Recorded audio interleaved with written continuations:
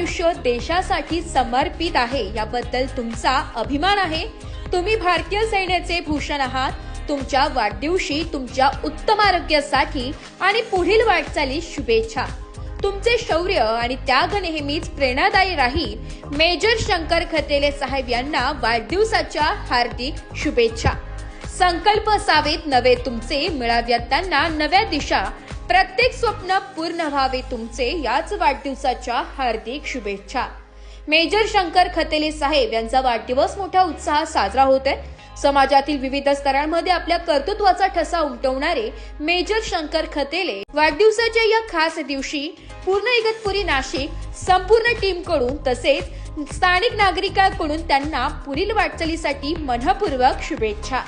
तुमच्या यशस्वी, आरोग्यदायी आणि समाधानी आयुष्यासाठी शुभेच्छा।